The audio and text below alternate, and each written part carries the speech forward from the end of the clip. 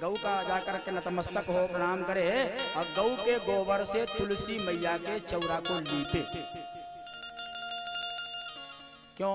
क्योंकि तुलसी नारायण को अति प्रिय है। तुलसी के बिना नारायण की पूजा पूरी नहीं होती है। चाहे आप देवी भागवत उठाकर पढ़े तो तुलसी मैया की बड़ी महिमा।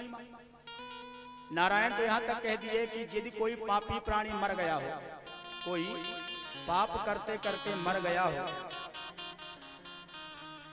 और बेटा बेटी भी ठीक ठाक ना हो, कि बाप का संस्कार भी ठीक से ना कर पाए, उसके लिए क्या करें?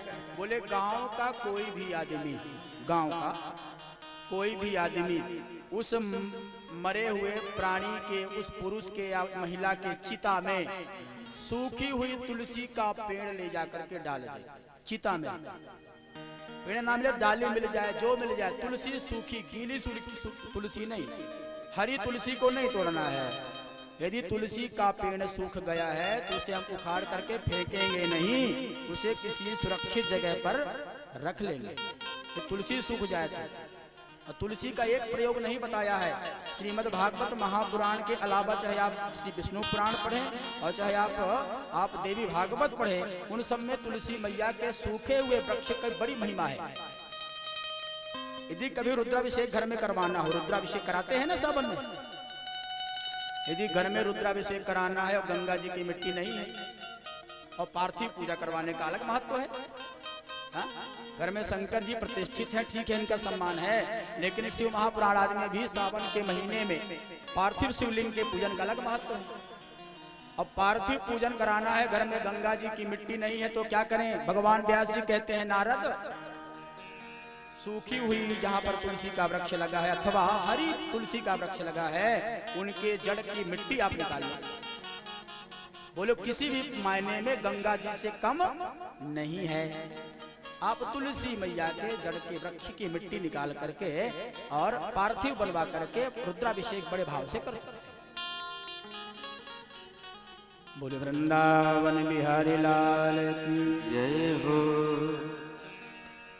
और हमारे जीवन में यदि दिन रात प्रयास करने पर भी धन का अभाव बना हुआ है, 100 रुपए कमाते हैं, 500 का खर्चा बन जाता है, सदा कर्ज में डूबे रहते हैं, क्या करें? बोले तुलसी मैया की जो सूखी डाल है ना, उसी में रुई लपेट के घी की बत्ती बना के बाबा को लगा दो।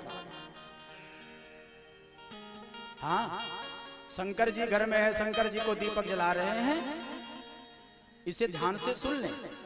और ये कोई ऐसा टोटका नहीं है, भगवान छप्पर फाड़ के धन नहीं देते हैं, छत को फाड़ के पैसे गड्डी बरसेगी नहीं, उसके लिए हमें कर्म करना पड़ेगा। सूखी हुई तुलसी की डाली पर रुई लपेट के घी लगा दिया और खूब चकाचक दीपक जला के भगवान के सामने रख दिया। चाहे लड्डू गोपाल हो, चाहे कन्हैया जी हो, चाहे भोलेनाथ जी हो, चाहे काली मैया, दुर्गा मैया, कोई भी हो,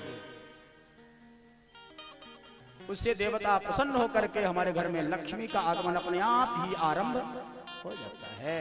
बोले जिस घर में माता तुलसी की सेवा होती है, गौ माता की पूजा होती है, सेवा होती है, हाँ, जिस घर में बड़ों का सम्मान होता है, और नहीं तो 1 माला 2 माला जितना हो सके ओम नमो भगवते वासुदेवाय के मंत्र का जाप होता है।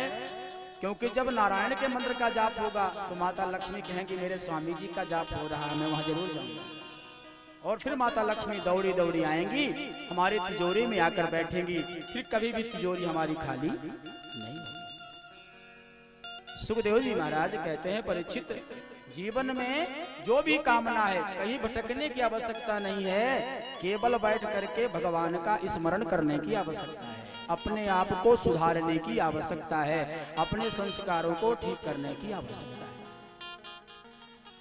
सुखदेव जी महाराज के इस दिव्य प्रवचन से राजा परीक्षित आनंदित हो गए कि महाराज, जिसको धन चाहिए वह गाय की सेवा करे, अपने बड़ों की सेवा करे, तुलसी माँ की सेवा करे, भगवान नारायण की सेवा करे, और जिसको सुंदर पुत्र